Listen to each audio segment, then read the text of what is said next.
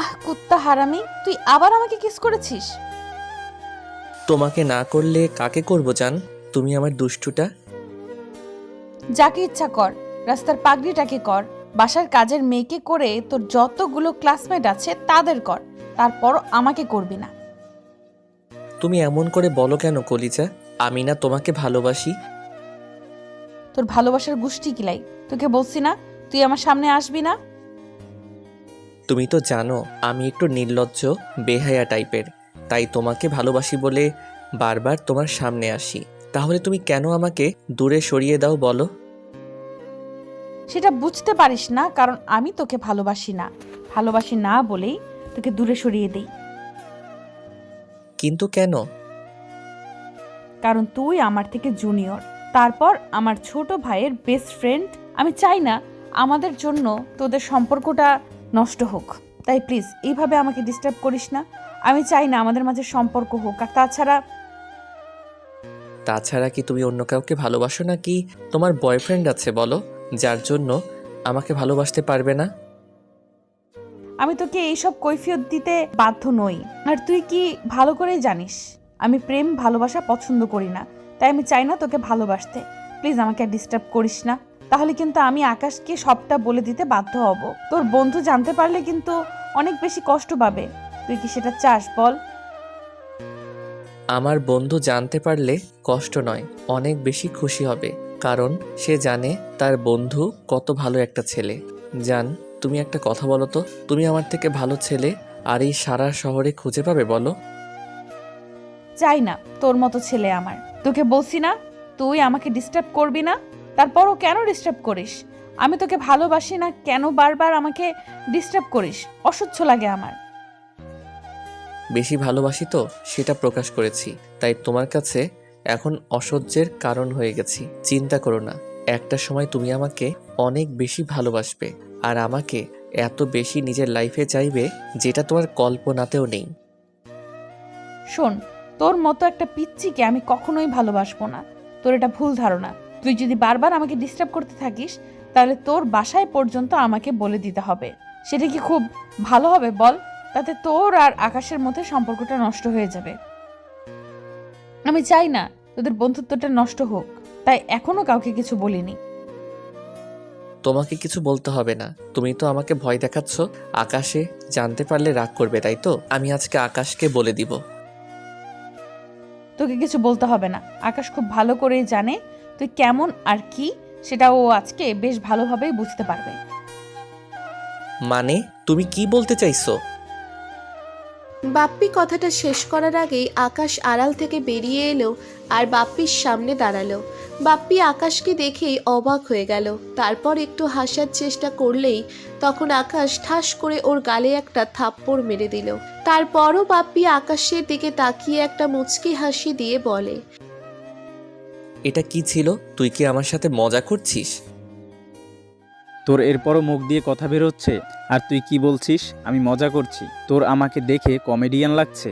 আমি কোনো মজা করার মুডে নেই। তোর কাণ্ড দেখে আমি অবাক হয়ে যাচ্ছি যে কিনা তোর বড় বোনের মতো তার পিছনে তুই এভাবে পড়ে আছিস। শেষ পর্যন্ত কিনা আমার বোনটাকেই তোর চোখে পড়লো, অন্য কারো পিছনে এরকম ফ্ল্যাট করতে পারলি না, তার পিছনে টাইম পাস করতে পারলি না, তাহলে আমার বোনটাকে তোর পছন্দ হলো? আকাশ, বোঝার চেষ্টা কর, আমি তোর বোনকে ভালোবাসি। ঈশিতা, তুমি বলছো না কেন আমি তোমাকে ভালোবাসি? আর তুই হয়তো আমার সাথে মজা করছিস, তাই না? দেখ দোস্ত, আমি সত্যিই বলছি তোর বোনকে ভালোবাসি। আর এসব ঠিকই বলছিস, আমি ফ্লার্ট করতে যাব কেন? সত্যি অনেক বেশি ভালোবাসি। একদম চুপ, তোকে বলছি না আর একটা বাজে কথা বলবি না। আপু তোর বোনের মতো, আর তুই কি না শেষ পর্যন্ত তার সাথে এসব? ছি, আমার ভাবতে অবাক লাগছে।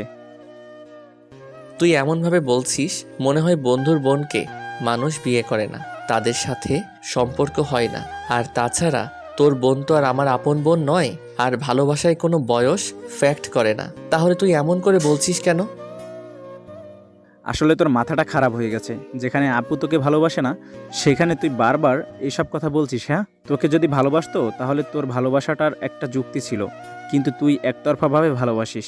শোন, এরপর আর তুই আমাকে ডিস্টার্ব করবি না, তাহলে ভুলে যাব তুই আমার বন্ধু। আমার থেকে খারাপ আর কেউ হবে না। অন্য কেউ ভালোবাসলে তোর বোনকে সেটা কারোর জন্য অন্যায় ছিল না। আমি তোর বোনকে ভালোবেসেছি, সেটা আমার জন্য অন্যায় হয়ে গেছে। বুঝতে পেরেছি, তুই যখন আমার বন্ধুর আরেকটা বন্ধুর বোনকে ভালোবেসেছিলি তখন সেটা তোর জন্য দোষ ছিল না। তাই তো এখন আমি তোর বোনকে ভালোবেসেছি, সেটা অন্যায় হয়ে গেছে। তোদের এরকম কাণ্ড দেখে আমি অবাক হয়ে যাচ্ছি। আমি না তোর বেস্ট ফ্রেন্ড? আমি দাঁড়িয়ে থেকে তোর আর মিলির প্রেমটা করিয়ে দিয়েছি, আর তুই কি না শেষ পর্যন্ত আমার সাথে এরকম একটা মিসবিহেভ করলি? আমার ভাবতে অবাক লাগছে আকাশ। তোর যা ভাবার তুই ভাব, কিন্তু শোন, এরপর থেকে আমার বোনকে ডিস্টার্ব করবি না, তাহলে এর জন্য আমার থেকে খারাপ আর কেউ হবে না। আর আপুও যদি একটা বারও তোকে ডিস্টার্ব করে তাহলে তুই আমাকে বলিস, আমি ওকে দেখে নিব। বাহারি বন্ধু, বাহ! ভালোবাসলে যে কষ্ট পেতে হয় আর বন্ধুত্বের প্রতিদান মানুষ এইভাবে দেয়, আজকে সেটা জানতে পারলাম। বন্ধুর বড় বোনকে ভালোবেসেছি বলে সেটার প্রতিদান হিসেবে তুই আমাকে এইভাবে পর করে দিলি। ভালো। আকাশ আর বাপ্পির সেদিন প্রচণ্ড পরিমাণে কথা কাটাকাটি হয়। এক পর্যায়ে ঝামেলা বাড়াতে গেলে তখন ঈশিতা ওর ভাইকে নিয়ে সেখান থেকে চলে যায়। বাপ্পি ভাবতেও পারেনি আকাশ এমন করে সিন ক্রিয়েট করবে। বাপ্পির বিশ্বাস ছিল আকাশ হয়তো সবটা জানার পর বিষয়টা মেনে নিবে, কিন্তু এমন করে সিন ক্রিয়েট করবে সেটা ধারণার বাইরে ছিল। এরপরও আকাশ ঈশিতা আর আকাশের সাথে কথা বলার চেষ্টা করে। যতবার ওদের সাথে কথা বলার চেষ্টা করেছি ততবারই দুজনে সিক্রেট করেছে।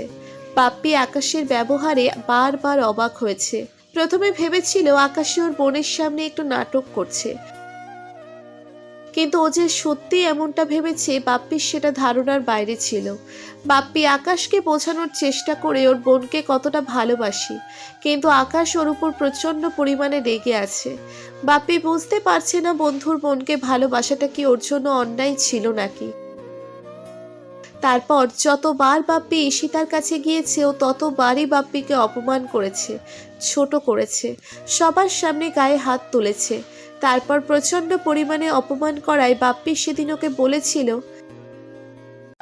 ভয় পেও না তোমরা, চাও তো আমি তোমাদের থেকে দূরে সরে যাই? তাহলে সেটাই হোক, ভালো থেকো। আর একটা কথা মনে রেখো, কখনো ভুলেও কাউকে ভালোবেসো না। তাহলে আমার মতো যদি তোমাকেও সেই মানুষটা অবহেলা করে না, তাহলে এই কষ্টটা না তুমি সহ্য করতে পারবে না। কারণ তুমি খুব আদরের তো। আর ভয় পেও না, তোমার সামনে আর ভুলেও আসবো না। বাপ্পি সেদিন অনেক কষ্ট পেয়েছে আর নিজেকে দূরে সরিয়ে নিয়েছিল, ভেবেছিল সবকিছু শেষ হয়ে গেছে। তারপর আর বাসা থেকে বের হতো না, কলেজেও আসতো না, একা একাই থাকার চেষ্টা করত। আস্তে আস্তে সবার থেকে কেমন আলাদা হয়ে গিয়েছিল, কেমন নিঃসঙ্গতাটা ওকে চারিদিক থেকে ঘিরে ধরেছিল। তারপর একটা সময় এতটাই একাকিত্ব অনুভব করতেছিল যার জন্য নিজেকে ঘরবন্দি করে ফেলেছিল, নিজেকে রুমের মধ্যে আটকে ফেলে। বাপ্পি দুইটা মানুষের অবহেলা মেনে নিতে পারছিল না। দুইটা ভালোবাসার মানুষ এভাবে ওকে পর করে দিয়েছে, দূরে সরিয়ে দিয়েছে। আপন মানুষগুলো যখন মানুষকে দূরে সরিয়ে দেয় না, তখন মানুষের কাছে সেই কষ্টের থেকে অন্য কিছু হতে পারে না। বাপ্পি প্রচণ্ড পরিমাণে ভেঙে পড়েছিল। বাপ্পি আব্বু আম্মুর সামনে পর্যন্ত কথা বলতো না, একটা সময় প্রায় পাগল হয়ে গিয়েছিল। তখন আব্বু আম্মু বুঝতে পারে কি জন্য বাপ্পির এরকমভাবে পাল্টে গেছে। তাই ওরা ঈশিতার আকাশের সাথে কথা বলে, কিন্তু আকাশ বাপ্পির বাসায় আসতে নারাজ। তখন আব্বু আম্মু অনেকটা ভয় পেয়ে গিয়েছিল। বাপ্পি প্রচণ্ড পরিমাণে পাগলামি করতে শুরু করে দেয়। এক প্রকার পাগলই ছিল, নিশ্চিত হয়ে গিয়েছিল সবাই যে ও আর স্বাভাবিক লাইফে ফিরে আসতে পারবে না, কারণ অনেক চিকিৎসা করা হয়েছে। তারপর আব্বু আম্মু জানতে পারে আকাশের বোনকে বাপ্পি পছন্দ করত, যার দেওয়া কষ্টটা সহ্য করতে পারেনি। আব্বু আম্মু ওদের বাসায় গিয়ে অনেক কান্নাকাটি করে ঈশিতার কাছে সবটা বলে। জানার পরে ঈশিতার নিজেকে অনেক বড় অপরাধী মনে হচ্ছিল। ঈশিতা ভেবেছিল বাপ্পি ওকে ভালোবাসে না, কিন্তু বাপ্পি যে ওকে এত পরিমাণে ভালোবাসে সেটা আব্বু আম্মুর মুখ থেকে শোনার পর বুঝেছিল। সেদিন আব্বু আম্মুর সাথে ঈশিতা বাপ্পিদের বাসায় আসে। তারপরও রুমে যেতেই দেখে বাপ্পি ঘরের এক কোণায় বসে কিছু একটা জড়িয়ে ধরে একবার হাসছে তো পরবর্তীতে কান্না করছে। এমন কিছু দেখে ঈশিতার চোখে পানি চলে আসে। ঈশিতা বাপ্পির সামনে বসতেই বাপ্পি একবার ওর দিকে তাকায়, তারপর ভয়ে আঁতকে ওঠে আর বলতে শুরু করে। কে কে তুমি? তুমি আমার পাগড়িটাকে কেড়ে নিতে আসছো না? আমি জানি তোমরা খুব পচা, খুব বাজে। যাও যাও এখান থেকে, কাউকে আসতে হবে না। আমি কাউকে ভালোবাসি না, মিথ্যা কথা, কেউ আমাকে ভালোবাসে না। বাপ্পির এরকম কথাতে ঈশিতা পুরো হাউমাউ করে কান্না করে দেয়। তখনই বাপ্পি কিছুক্ষণ ওর মুখের দিকে তাকিয়ে চুপ করে থাকে। তারপর ওর চোখের পানিগুলো মুছে দিয়ে বলতে শুরু করে। না না, তুমি কান্না করো না, আমি আর কাউকে বকা দিব না। দেখো, তোমাকেও চলে যেতে বলবো না, তোমার যতক্ষণ ইচ্ছে এখানে থাকো, কিন্তু দেখো আমার পাগলিটাকে না আমার কাছ থেকে নিয়ে যেও না, অনেক কষ্ট পাবো আমি। তুমি বুঝতে পারছো তাই না? দেখো অনেক ভালোবাসি, আব্বু আম্মুকে বোঝাতে পারলাম না তাকে কতটা ভালোবাসি। মেয়েটা না আমাকে একটু ভালোবাসে না। দেখো কতবার করে বলেছি আমাকে বিয়ে করে অনেক নিতে, ভালোবাসো কিন্তু একটু মেয়েটাকে না? ভালোবাসে না আমাকে। আমার কি মনে হয় জানো তো, আমি না খুব শীঘ্রই মরে যাব। দেখো সেদিন সে খুব কাঁদবে আমার চলে যাওয়াতে, তাকে অনেক বেশি কাঁদাবে দেখো, আর আমিও না হাসতে হাসতে সেদিন চলে যাব। বাপ্পির কথায় ঈশিতা কান্না করে দিয়ে ওকে বুকের সাথে শক্ত করে জড়িয়ে ধরে। ঈশিতার এরকম কর্মকাণ্ডে বাপ্পি বাচ্চাদের মতো বুকে রইল। তারপর ঈশিতা আব্বু আম্মুর সাথে কথা বলে।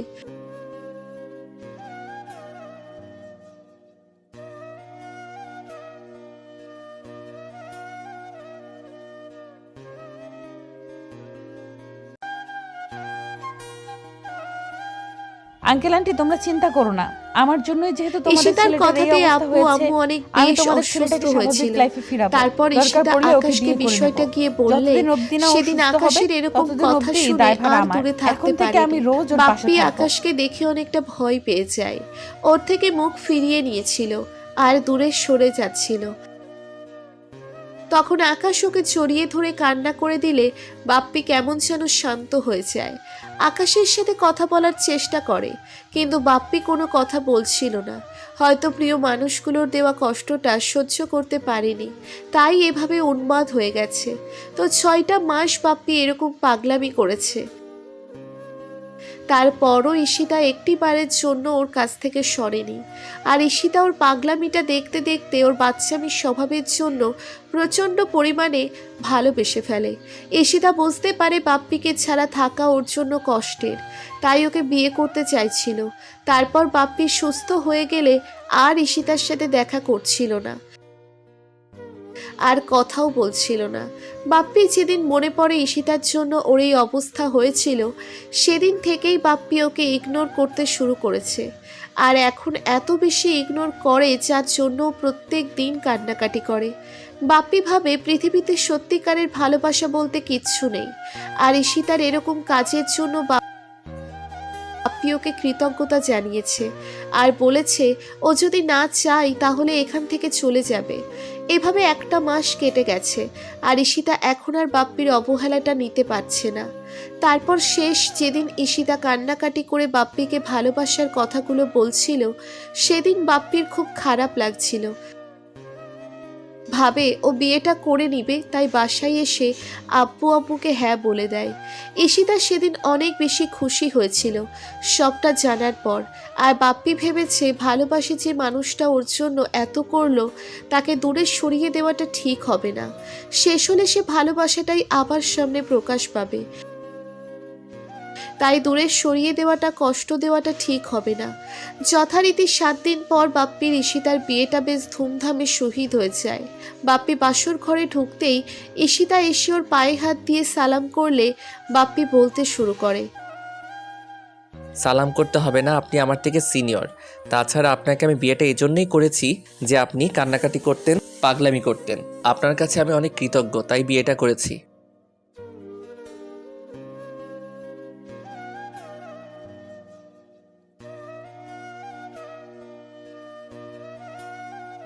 রাগ করে থাকলে কি আপনাকে বিয়েটা করতাম?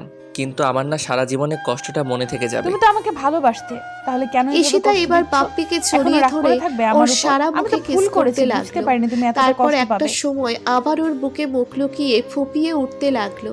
তখন বাপ্পি ওকে 2 হাতে শক্ত করে জড়িয়ে ধরে বলল, আরে বাবা, আমি তো মজা করছিলাম। রাগ করে থাকলে বিয়েটা করতাম বলো? এখন কান্না করতে হবে না, দেখি তাকাও আমার দিকে। বাপ্পি ঈশিতার মুখটা তুলে তারপরও চোখের পানিগুলো ঠোঁট দিয়ে শুষে নিয়ে চোখের পাতায় 2টা কিস করে বুকের সাথে শক্ত করে চেপে ধরলো আর বলতে লাগলো, ভালোবাসি পাগড়িটাকে, যে কিনা আমার জন্য এতটা করেছে, তাকে কি করে দূরে সরিয়ে দেই বলো?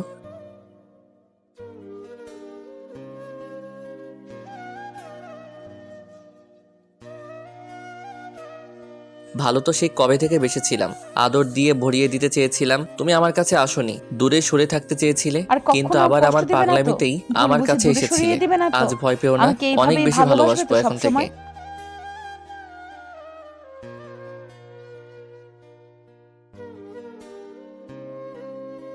তাই? তাহলে আর দেরি করছি কেন? তাহলে ইতিহাসটা গড়েই ফেলি, কি বলো?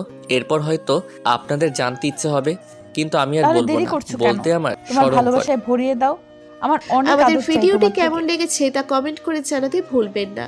আর ভিডিওটি যদি ভালো লেগে থাকে তাহলে একটি লাইক করুন আর সাবস্ক্রাইব করে আমাদের পাশেই থাকুন। ধন্যবাদ সবাইকে আমাদের পাশে থাকার জন্য। আল্লাহ হাফেজ।